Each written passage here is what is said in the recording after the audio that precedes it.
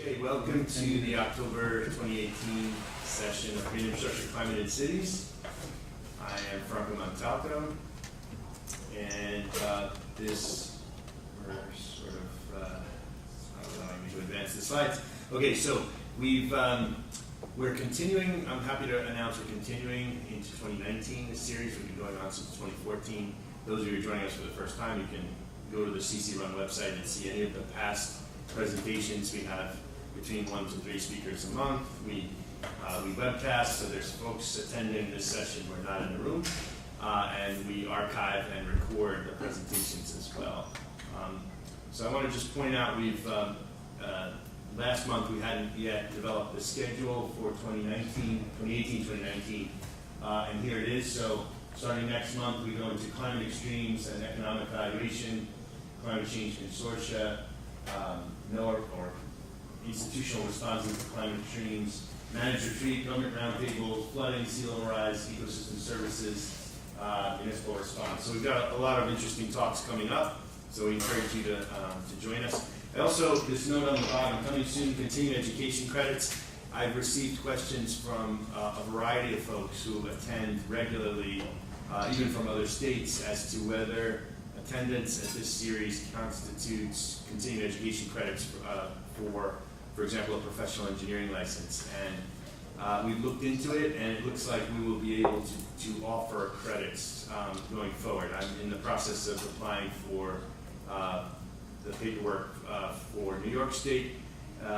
For Pennsylvania, I believe you can already get credits for this starting next month. So just want to mention that, and please pass the word to your colleagues who are professional engineers that this will count towards your license requirements.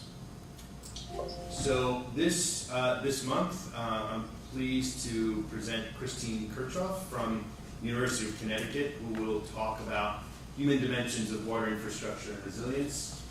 Just very basic background. Dr. Kirchhoff has a PhD from University of Michigan Ann Arbor in the Natural Resource and Environment Department, and she's got a master's and bachelor's from the University of Texas at Austin. And Christine is working with other colleagues at CC Run, and so we're happy she's able to join us. So with that, Christine, I will stop sharing. You can start sharing. You have you're the only speaker this month, so you have up to an hour to present if you'd like, and then we'll open up to discussion. Okay.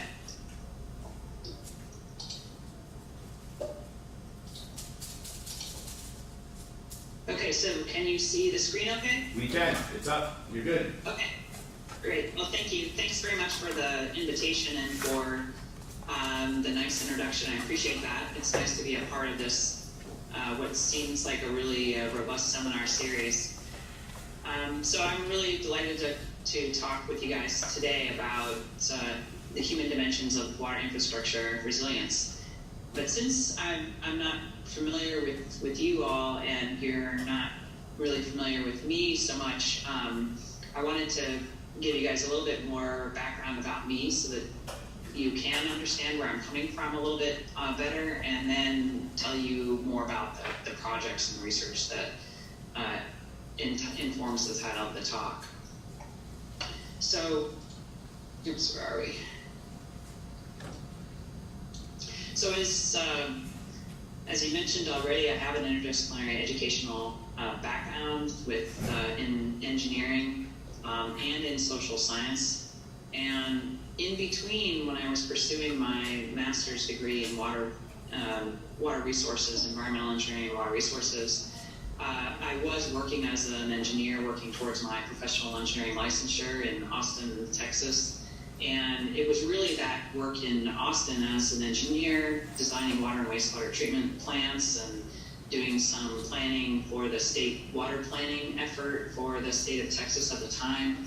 It was really that engineering experience that inspired me to return to school and to look at the social science, human dimensions of engineering and how science is used in policy and decision making. And so that kind of shifted my career trajectory at that point, and again motivated this kind of shift from really doing hardcore engineering to studying human dimensions of engineering. Ultimately, it was during that PhD and subsequent postdocs that laid the foundation for where I am now, doing more interdisciplinary and transdisciplinary research focused in really two broad domains: advancing fundamental understanding of water governance, planning and management under stress and change, and then the production and use of science and policy and decision making. Much of my work, is noticed through in terms of the presentation today, is really focused on water infrastructure, how we adapt that infrastructure or adapt the use and management of water resources to global environmental changes, including in particular to climate change. I do primarily work in the U.S. water policy and management context, especially at state, regional, and local levels, though I do some comparative work internationally.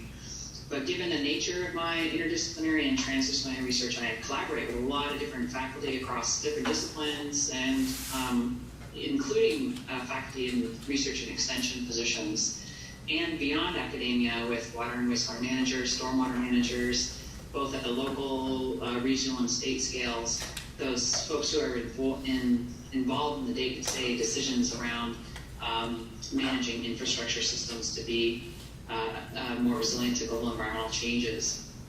I really like the kinds of research, as you might imagine. You hope that you're not pursuing something that you really don't enjoy. But I especially like the collaborations outside of academia, because I find that those interactions are really sources of inspiration for future research directions. But also they provide that opportunity to kind of link back in to provide a means to help to inform how we manage infrastructure differently moving forward. So the projects, I want to talk about a couple of projects today that are really good examples of the kinds of work that I do with community water systems and with wastewater systems. And I had hoped to share the stormwater project. It's still in a bit of an early stage. That's the project that, for the reason why Dan invited me to give a seminar today. But I don't think I'll have time, and we're still pretty early to focus on that. So I'll focus on the other two. So with that background, I just want to kind of provide a foundation for us to have this discussion about human dimensions of resilience. Resilience, of course, can mean so many different things to different people and in different contexts. So I want to be specific more about what I mean by resilience, and then the application to this particular context. So resilience, one of the accepted kind of standard definitions of resilience for infrastructure is the ability of a system to prepare, to withstand, to recover, and to adapt to a range of climate-related and other kinds of threats. So, of course, for systems here, I'm talking about water, wastewater, and stormwater systems, so water-related infrastructure. And the idea with this idea of resilience is that better preparing and making adjustments to the infrastructure systems means we'll be better able to withstand those range of threats and recover more quickly. Concerns for water and wastewater, particularly in Connecticut, really rose to the fore around Sandy and Irene and our crazy October snowstorm. And the kinds of impacts that were brought out were really beyond the experience that water systems and wastewater systems have had up to that point. And we're also beyond the experience of the state agencies that are tasked with supporting and administering regulations for those water and wastewater and stormwater systems. The snowstorm and hurricanes really caused widespread outages. So the outages were unprecedented for Connecticut, and in terms of breadth across the state as well as length of the outage. And so that was well beyond the experience of water and wastewater systems that had to manage outages for a really long time.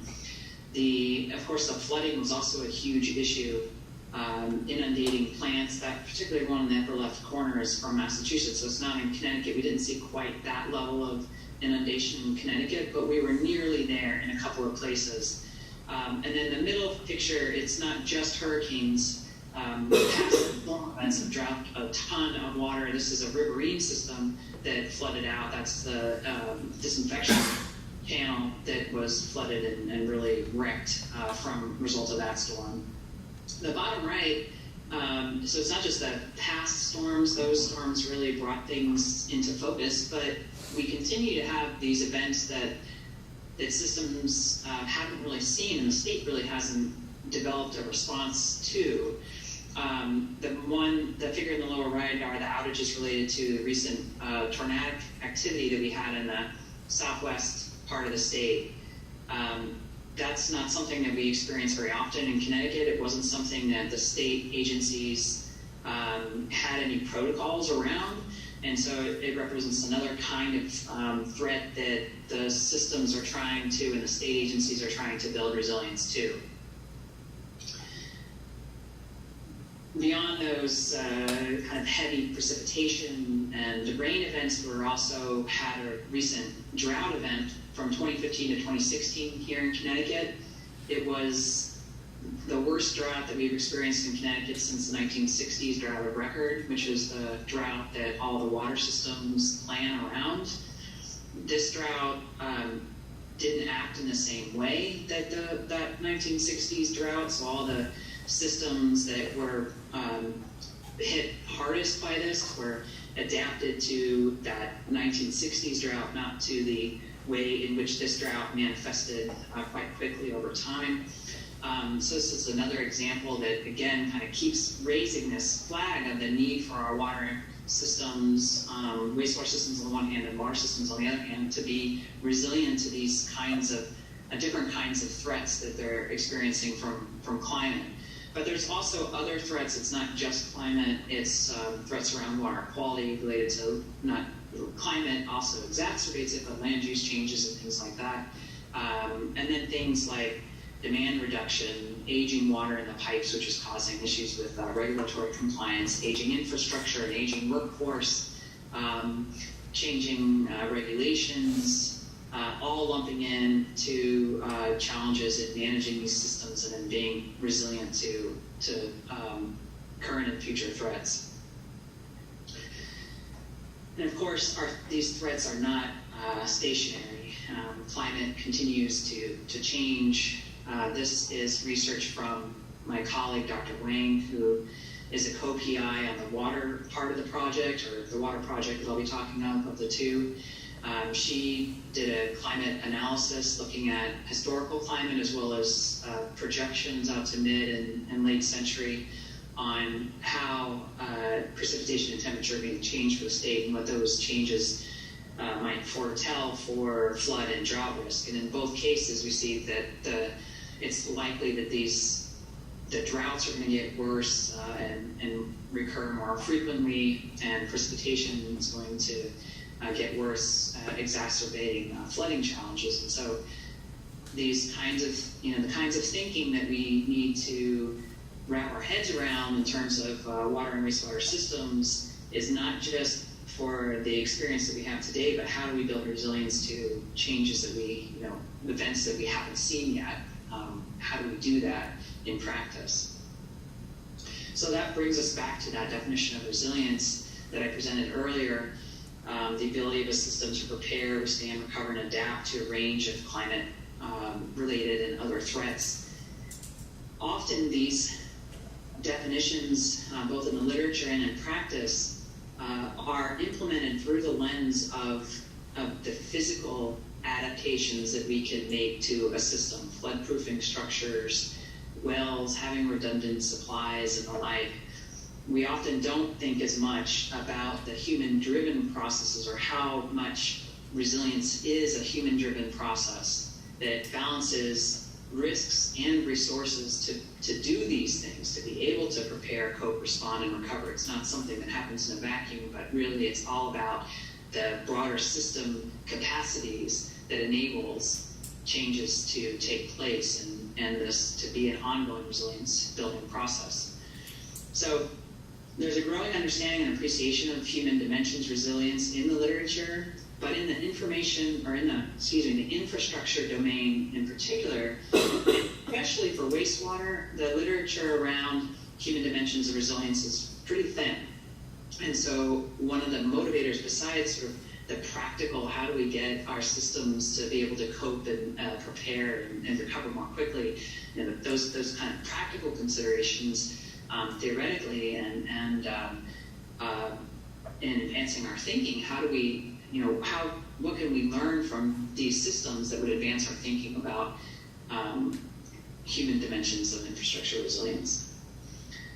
So that brings me quickly now to the overview of the talk. I want to talk quickly about the methodology and approach for the research, and then run straight into the results. How have past extreme events impacted these systems? What are they doing to adapt to those changes? And then ultimately, how are they building resilience, or are they building resilience into what? And then wrap up. So these are two interdisciplinary projects. One's focused on water systems, one focused on wastewater systems. Again, they're focused on Connecticut, which is, I think, appropriate for two reasons. One, the recent experience with both extreme storms and droughts. And second, because the state is quite supportive of adaptation and resilience efforts. If you look broadly in the literature, there's not a lot of action when it all comes down to it on what water and wastewater systems are really doing on the ground to build resilience. And so working with systems within a state that's supportive of those types of actions increases the likelihood that we're going to see some variation in response being resilience actions from among our study population. And so Connecticut's actually a really great place to try and look at these questions around motivators for resilience activities.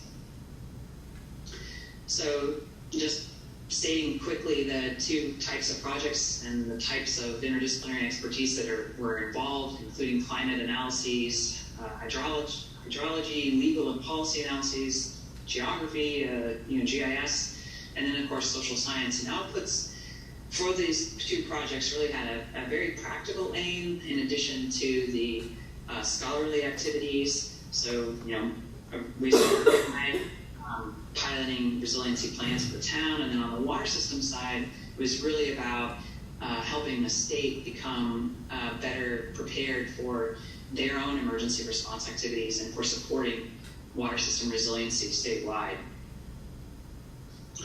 So our first step in terms of the research projects were to review the literature on resilience, vulnerability, and adaptive capacity, to provide that conceptual foundation for interrogating human dimensions of resilience. Much of the resilience literature, again, focuses on the physical infrastructure and reducing exposure and sensitivity. So conceptually, those were easy to integrate in terms of developing measures for those items. The human dimensions of resilience were really largely unaddressed in the resilience literature, so it helped to bring in another set of literatures around adaptive capacities to capture that missing human component. Especially in wastewater resilience, there's very little in the literature on wastewater resilience.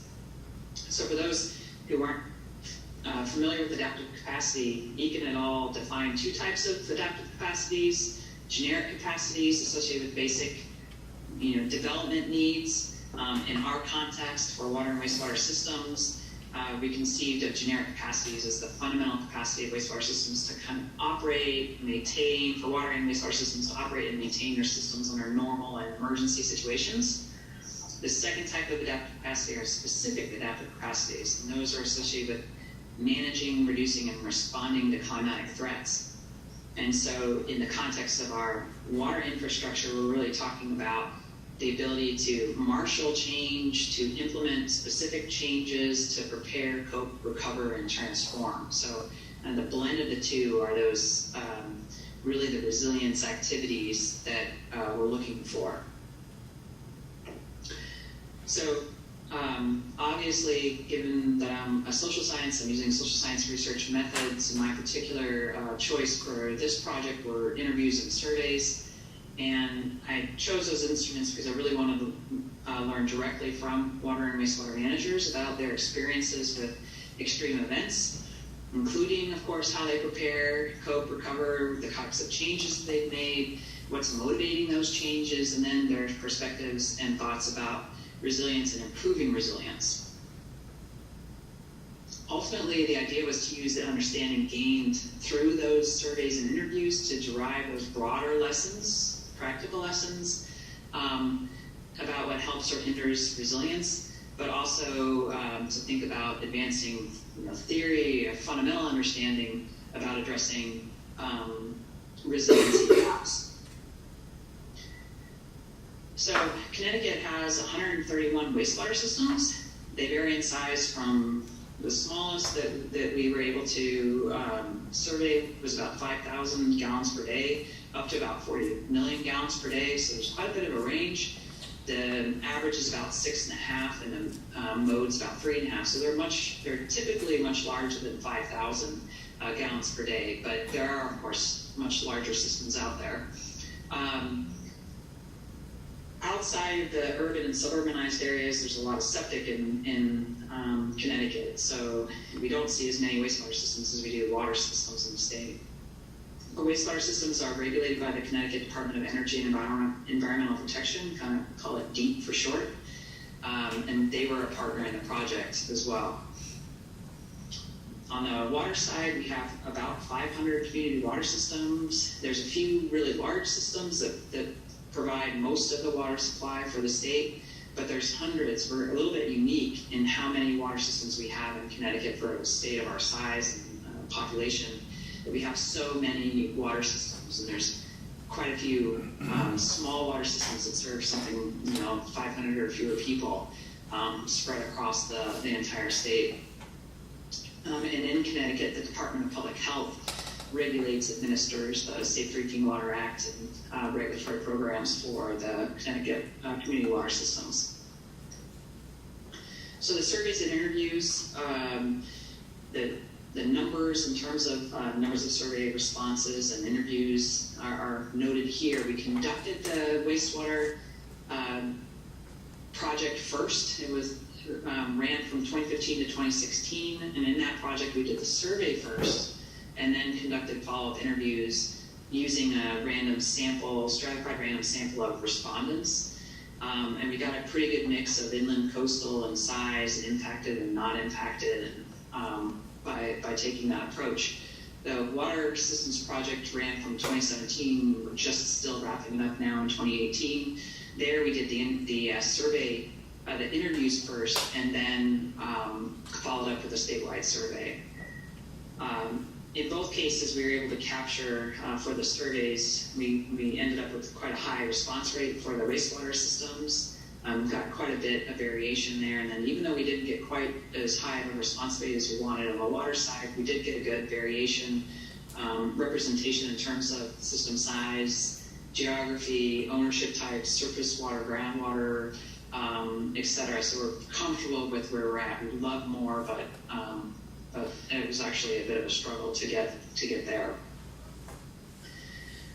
Just quickly, the methods. The wastewater was a really long survey because in part we were trying to collect some data about wastewater pump stations that wasn't collected centrally yet.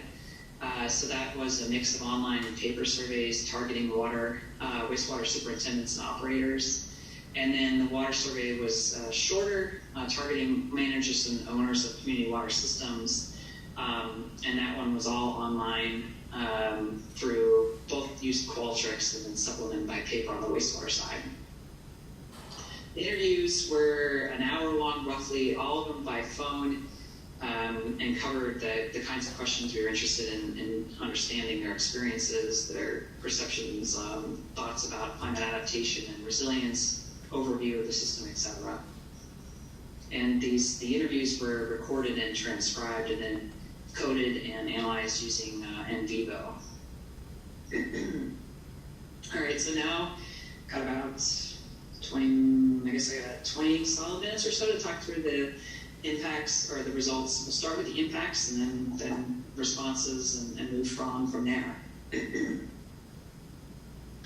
So results from the wastewater survey showed that most of the systems, 72%, were impacted from past extreme events. And in the survey, we gave some examples of Sandy and Irene and October snowstorms. So we were really highlighting those extreme events, but we also were interested in other storms. And you can see that it really was statewide in terms of who was impacted. It was large and small systems. It was even coastal systems. There was a bit greater percentage, a statistically significant percentage of systems that were in floodplains that were more likely to be impacted. But overall, most of the systems have been impacted in the past by those extreme events. The types of flooding we asked about, the types of impacts we asked about, losing power was the most common impact, followed by flooding and bypassing, which is when systems have to release partially treated or untreated wastewater into the environment, usually to protect the plant in some way or because they've lost functionality. And then losing access was much less common, but one of the more severe impacts that was reported. Flooding tended to be, could have been a hit or miss, where they had a little bit of flooding on the site, but it wasn't that impactful, or they had a lot of flooding that was really impactful. And the kind of variation isn't really captured in the survey very well. On the water system side, the storm impacts similarly were quite intense across, quite impactful across the systems we surveyed. We saw, like the wastewater systems, that power loss was a really common experience from these storms. Similarly, we had difficulty with accessing the facilities, in this case, the question was, getting to work, so not just accessing to the facilities, but just getting from your house to the facility. About the same level of impact there for the water systems as for the wastewater, but far less flooding compared to wastewater systems. Of course, you would expect that, given wastewater systems tend to be in the low spots, whereas water systems tend to be on the higher elevations to take advantage of the head gains. Turning now away from storms to drought impacts, we asked whether systems that they've managed have been impacted by recent severe droughts, and most systems reported they had some kind of drought impact. Few systems really experienced severe impacts. The ones that did tended to be the largest systems, and we think that that's because they have so much more exposure to the drought impacts and tend to rely on surface water, which again tends to be impacted more quickly than groundwater systems. We did see that quite a few systems initiated voluntary water restrictions, so they were working through their drought response plans. Some, about half of those, experienced reduced supply, and then about 10% had to use interconnection, so that reduction in supply was enough to warrant activating that interconnection to have backup supply. So there's quite a range of drought impacts and really showing how severe that drought was in 2015-2016 timeframe. So now moving from the types of impacts we saw to the types of responses, likewise, we saw a lot of the systems are impacted. A lot of the systems have done something in response, and that something varies from low-cost, really temporary measures to much more, much higher cost, more long-lasting improvements to other types of changes. So first, giving you a sense of some of the changes that were really low-cost and temporary, you saw things like floodgates. So we heard from wastewater manager that said that they make up these stop gates in their local machine shop and then shove them down the door to keep floodwaters from entering buildings. And of course that, if you can limit the flooding that takes place, then speeding up recovery is a lot easier. And we saw things like that, like putting stop plugs in manholes, putting foam around doors to stop flooding from coming in and things like that. Those were all things that could be installed and then pulled out quickly, so it allowed some kind of flexibility in response too. Then there were some, again, more permanent, more costly changes. An example of that would be raising generator pads, so that when you replace a generator that was, like this gentleman mentioned, they had flooding, they lost generators when they replaced them, they stuck them up on an elevated platform, picking the height of the platform based on what they experienced in the last flood event. We also have some systems that rebuilt an entire pump station that was inundated with salt water along the coast. That system I mentioned in the very beginning that had inundated disinfection system, installed a hoist so that they could take out the UV equipment if that kind of event were to hit again. So again, to speed up in the recovery time, since it takes a while to order that equipment and bring it all in and bring the plant up to line after an event like that. But it wasn't only equipment, structural types of changes, there were also modifications to the way that systems manage and operate their infrastructure, and way they move their staff around, the way they use their resources. And so one example we had was from this interviewee who said that if they have a hurricane that's coming or a big storm that's coming, they typically leave people at that facility so that they don't have to run into that challenge of not being able to get to the facility in the morning and be able to understand what's going on. We had others that reported more training, the creation of funds to fund emergency repairs, so again, recovery is quicker. So there's a lot of interest in limiting damage and speeding up the recovery process and the kinds of changes that wastewater systems are making. We saw similar changes in a similar vein and a similar mix of changes on the water side as well. In terms of the surveyed responses, we found that the most useful tools for responding to the kinds of events that they were experiencing were through backup generators, remote sensing, so investment in technology, spending quite a bit of money to invest in an interconnection. So those interconnections are typically really pricey endeavors, laying new pipes, tearing up roads and things like that. And then sometimes less costly investments in maybe protecting a watershed a bit more, investing in the forest around land cover on a watershed, etc. But likewise, on the wastewater side, where we saw structural and non-structural, we saw also the same kinds of mix of responses on the water side too, where they have managerial and operational changes, where they're revising their emergency response plan, their drought triggers, investing more in education of staff and skilled workforce, perhaps raising rates, trying to generate more funds for investing in the system. There's also some discussion or some responses about communicating with customers and improving that as part of the changes that they made. Okay, so moving from now impacts, responses, to the motivation for change. On the wastewater side, we found that systems that most often made changes were those that experienced either multiple impacts from the same event, so losing power and experiencing flooding, or having multiple pump stations and losing access to those pump stations. So really severe impacts from the same event, or multiple impacts from separate events or separate storms. So experienced a flooding in one storm and then had a bypass in another. These systems that experienced multiple disruptive, damaging impacts were significantly associated with making more change.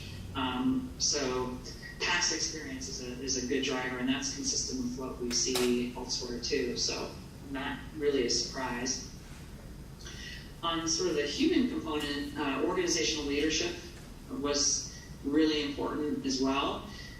Systems that made changes, often had leadership that was entrusted by the local decision-making body, a water pollution control board, for example.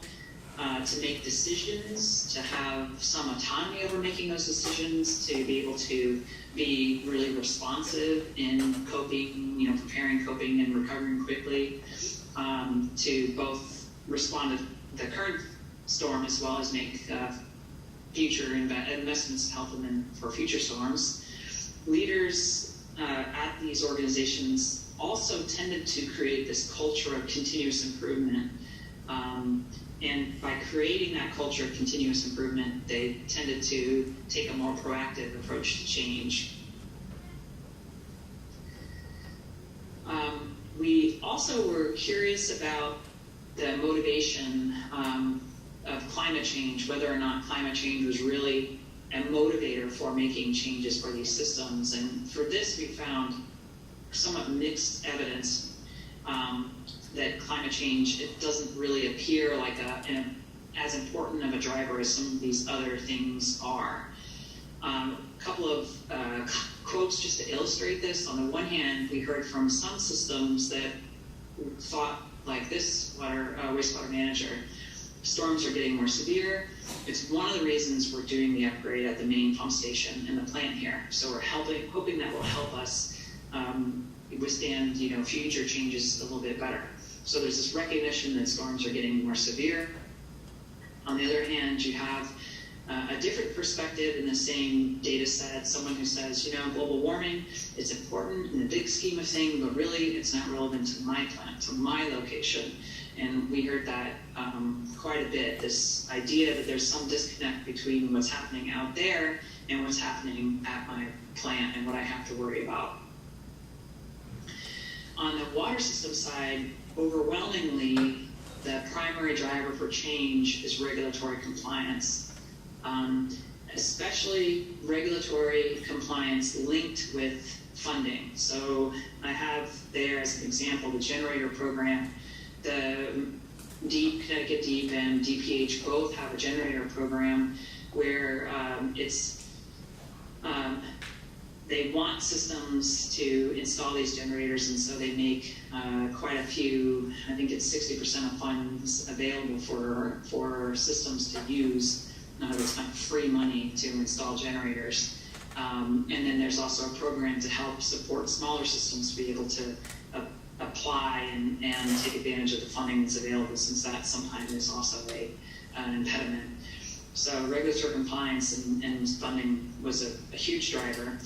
Similar to what we saw on the wastewater side, climate change is really not a huge driver nor a huge concern for water systems. At least here in Connecticut. In other places of the country, they pay more attention, but not here in Connecticut.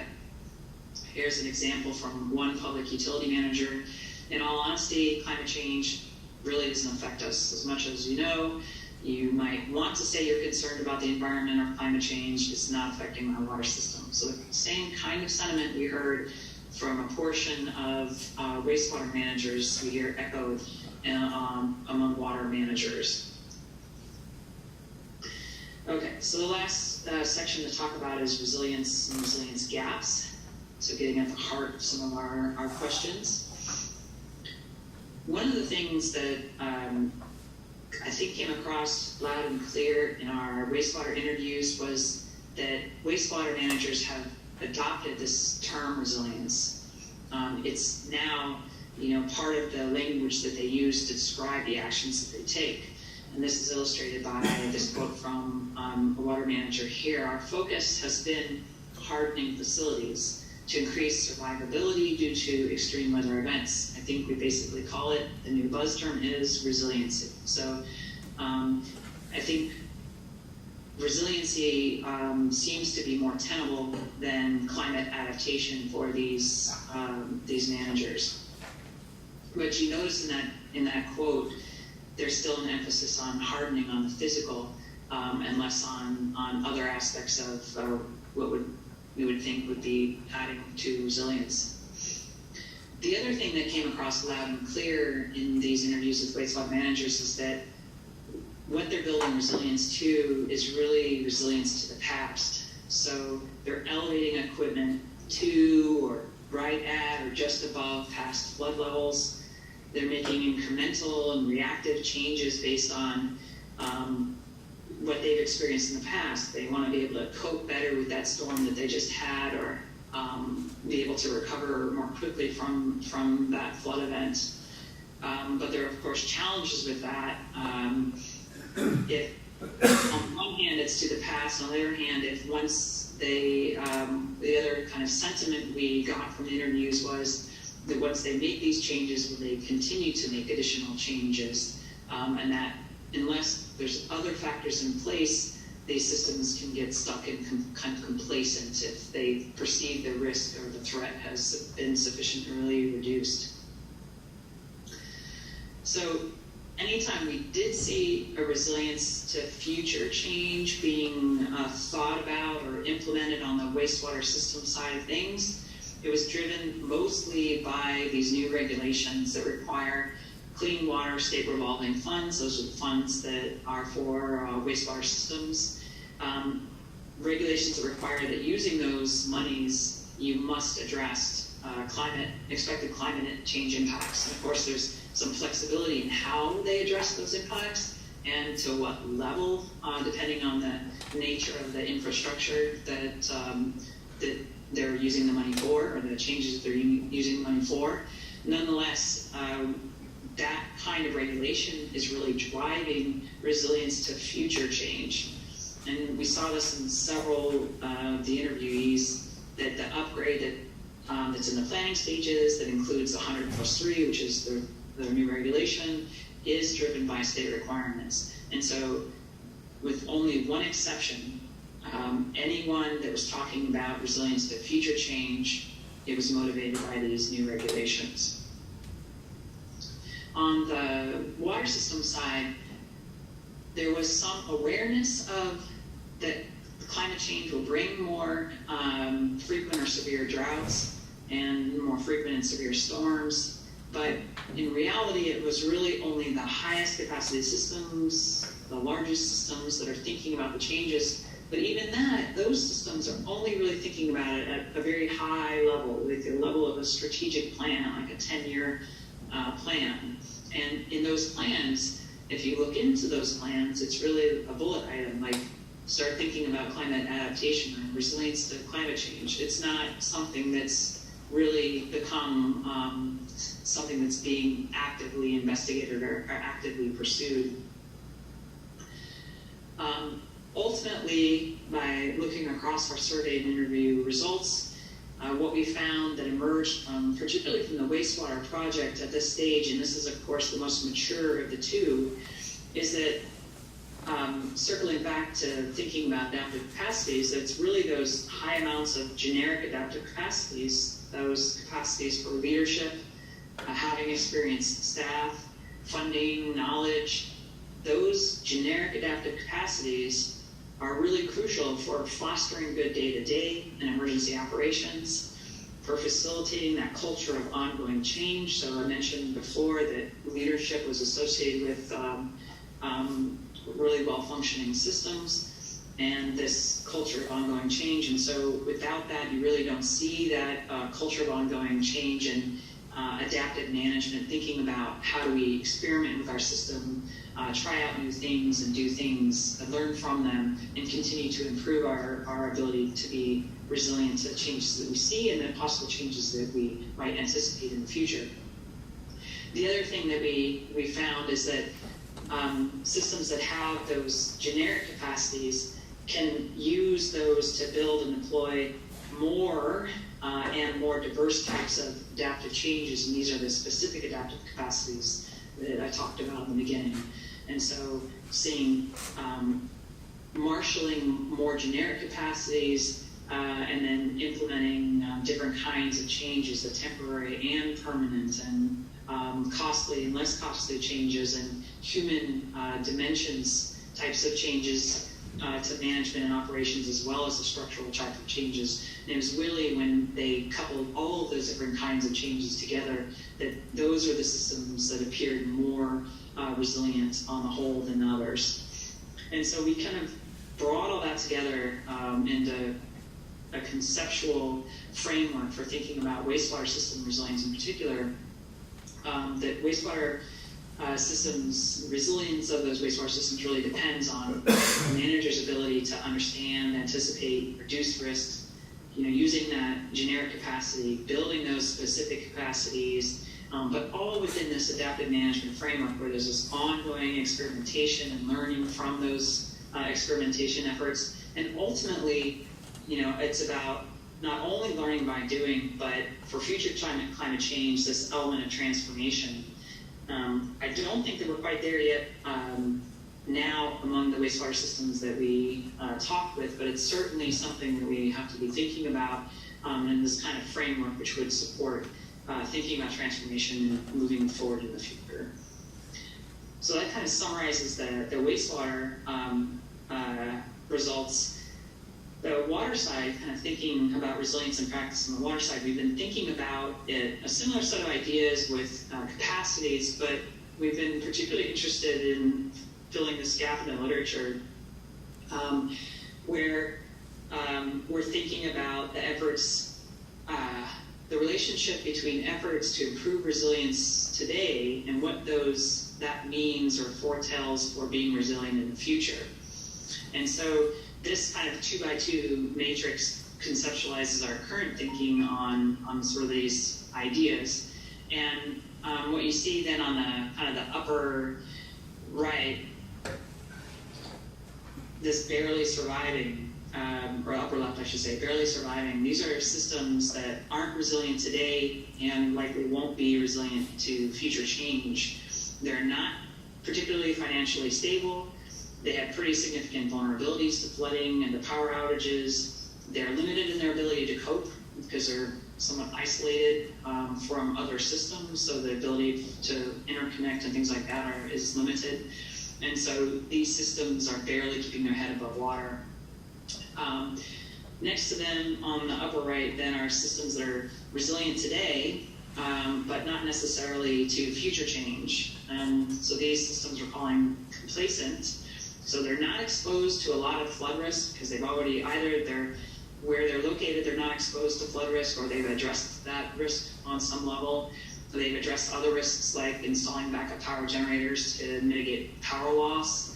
They maybe have excess capacity.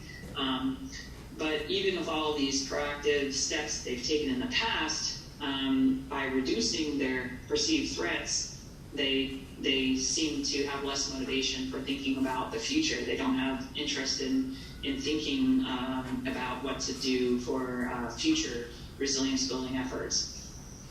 In the lower left, we have systems that we call striving systems. These are systems that are not that resilient today. They have some risk exposure to, for example, contamination or to flooding, but they're thinking about the future and taking steps.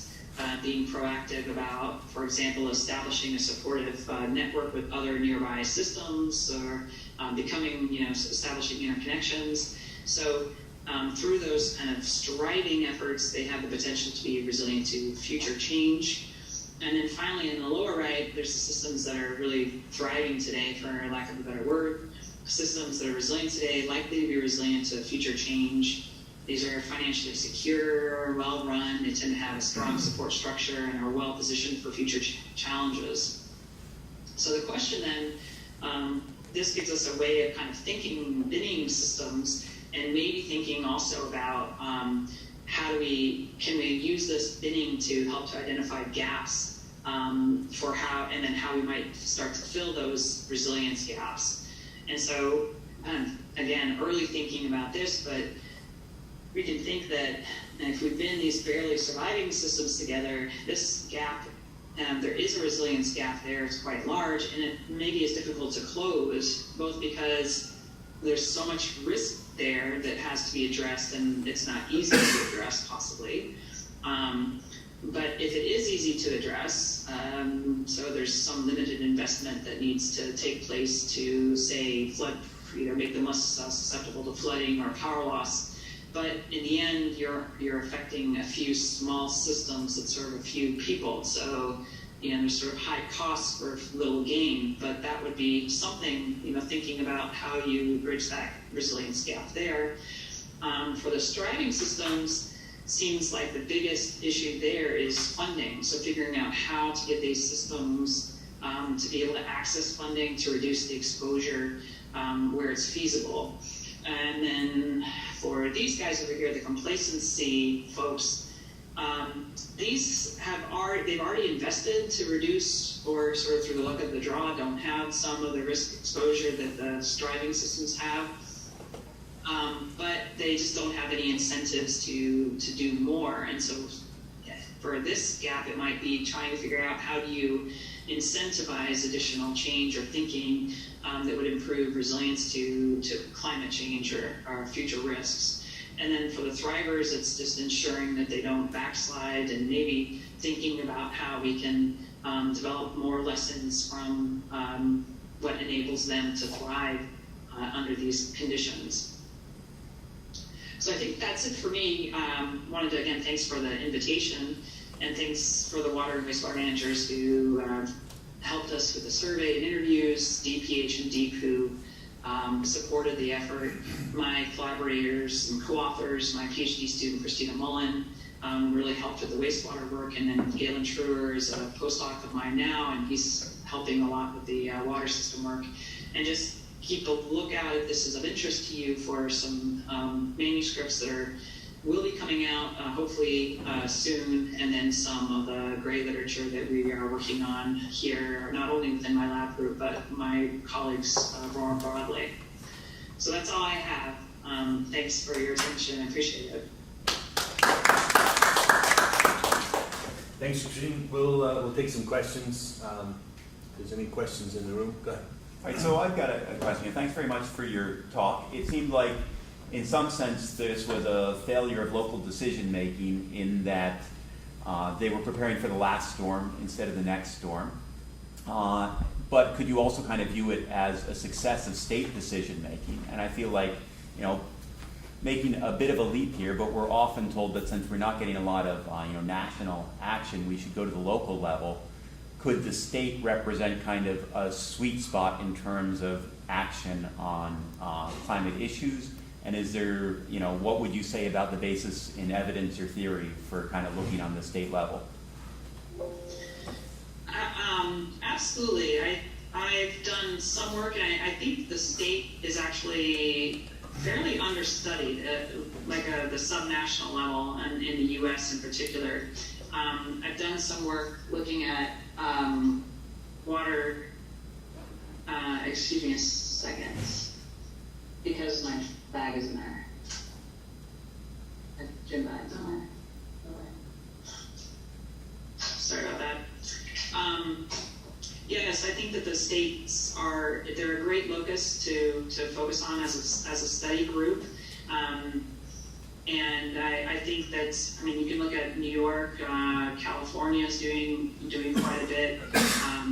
So I totally agree. And I think that looking across scale, it's an important consideration, and also not only looking at different scales, but how those scales interact. And one of the arguments I've made in the past around adaptation, particularly adaptation in the water sector, is the importance of having kind of alignment between what the state's doing and what local utilities or community water systems are doing, because, and also thinking about that not all systems, are the largest, highest capacity systems. So how do you, if you don't have a state that's trying to be proactive and to support those middle and smaller systems, to kind of bridge the gap in terms of what they have capacity to do themselves and provide that support structure for making changes, I think that that's a real missed opportunity. So it's a great point that you bring up.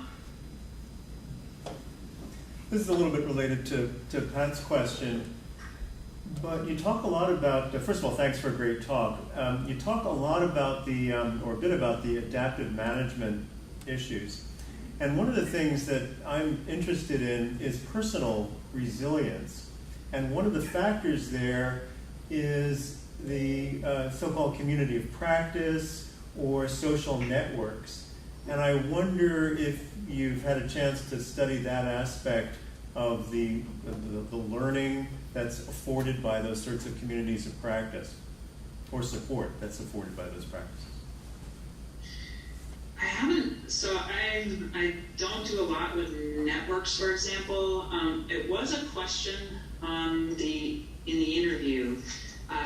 We asked of both wastewater and water managers if they talk to their peers, collaborate with their peers, and I wasn't able to get it. If Christina Mullen led a paper, and the paper that she led talks kind of in depth about all the different factors that we looked at, and one of the things that is important or that we noticed was associated with systems that were making changes or trying to do things different was that peer-to-peer collaboration, and that part of the support structure, the larger support structure for these systems is often, particularly on the I guess it goes on both, but I feel like we noticed it more on the wastewater side that, loaning out equipment or sharing lessons learned, or among their peer groups and going to trainings and trying to stay abreast of things as part of this larger community of wastewater superintendents and wastewater operators was definitely there, but it hasn't been a center of focus of mine. And you started that question with the I think you said personal resilience, and that's definitely not something I've really looked at all. Thank you. Are there online questions?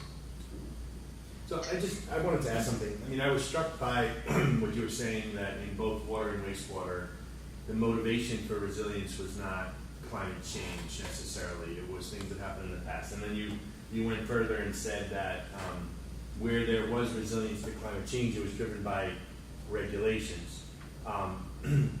So I'm just curious about then what you think, and I know this wasn't part of your survey, but whether just through your personal interactions, the perspectives of the regulators in the state regarding climate change are more, whether there's a sort of a greater sense of urgency in preparing for climate change among that different sort of agent class, and if really what you found was a function of the fact that the particular cohort that you surveyed, or if you think that this this sort of nonchalant approach to climate change is cross-cutting across all different levels of government. I would say, so for the wastewater, deep, I worked really closely with a couple of different staff there, and they are really earnest about wastewater resilience and about thinking about future change and making sure that the systems we're trying to do their best to help systems or ensure through regulatory mechanisms that systems, are thinking about it. And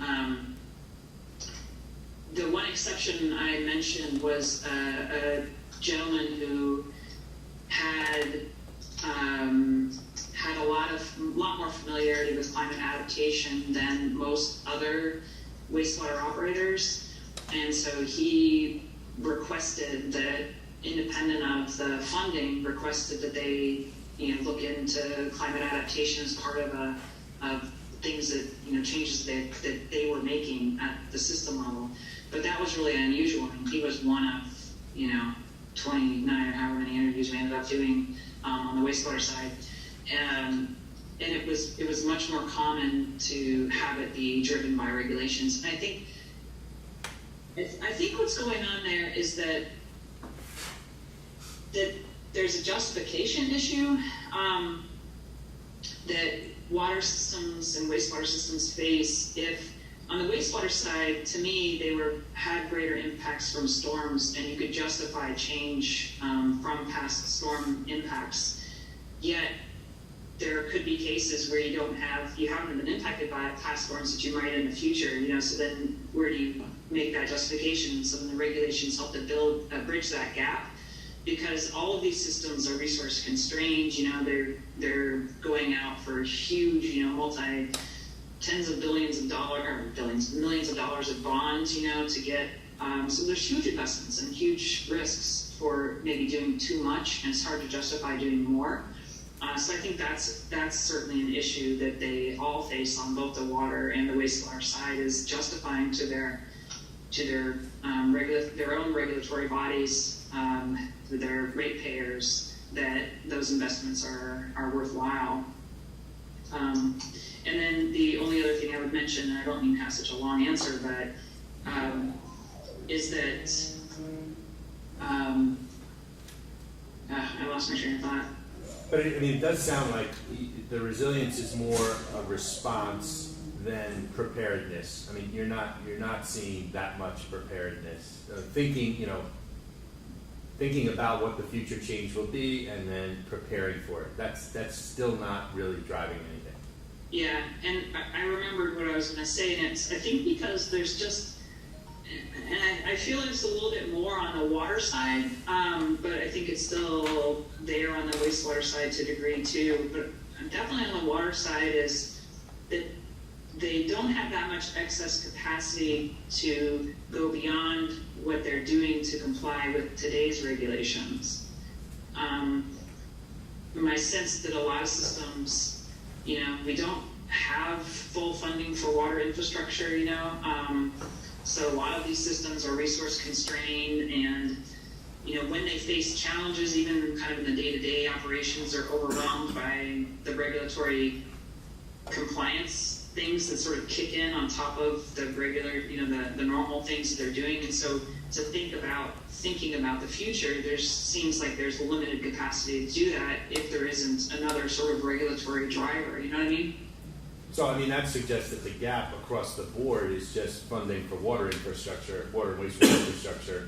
In other words, if we had better infrastructure, there might be more of an ability to prepare, is what you're saying. So it's kind of the same problem all over the country then, is what you're saying. I think that has a lot to do with it, and that's not just a problem of the local systems, but also of the regulators, particularly on the water side. I think the folks at DEEP are thinking more. I feel like the more proactively. I think the water is a little bit more reactive, and I think it's because of, if you look at the administration of state water programs, the regulations have gone up, the staffing and money has gone down, and so whatever excess capacity they have gets sort of eaten up in the short term doing, the last boil water notice came across, or whatever it is, whatever issue du jour sucks up that excess capacity. So your point about better funding, it's a range of things, and the funding itself isn't going to solve it, because the biggest systems can take advantage of the funding, but the ones that need the more help can't, because of resource, the staffing and issues with trying to access that additional money. I have a question. We're talking about the emphasis is that systems, both types, are adapted to stuff that happened in the past because they know it. They know this is a high water mark, this is a low drought mark. And everybody would know that the climate is changing, but to make decisions on that, they don't know to what. So what I'm trying to say is that I have a student who's doing a lot of study on the predictions to sea level rise versus what actually was measured. And among the things that happened was, depending on who funded the study, the sea level rise predictions went up or down. So the bottom line is that for somebody to go and sell bonds and do decisions and so forth, they're not necessarily sure what to design to. What is that happen in 10 years? Because the numbers are all over the place. And so there actually might be a simple gap for us techies to sit there and say, what am I designing to for 20 years? How high will Long Island Sound be in 20 years, which New Haven Sewer Authority needs to know? And so I think there's a simple gap. Without that knowledge of to what, it's easier to go back and solve the problems you have and to make sure that what happened before doesn't happen again. I agree, and that's something that they tried to fill in Connecticut and provide a number for sea level rise that's part of the, at least the DEEP's response for wastewater systems that get clean water state revolving funds. One of the options for meeting that climate change, an analysis requirement is to use this new analysis that has come out about what they expect to see for sea level rise by mid-century. But they could do it other ways as well, like hiring a consulting firm to do that analysis for them.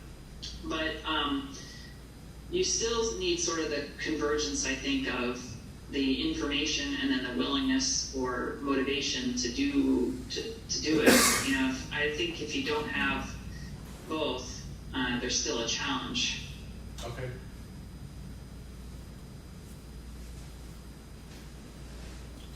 Okay. Any more questions? No? Well, thank you, Christine. We appreciate your taking the time to join us today. Thanks for a great talk. Thanks so much for inviting me. I appreciate it. Thanks, everybody. Bye-bye. Patrick knows where I was going with that, you will tonight. All right, well, good to see you again. Good to see you, Thomas. And did you see the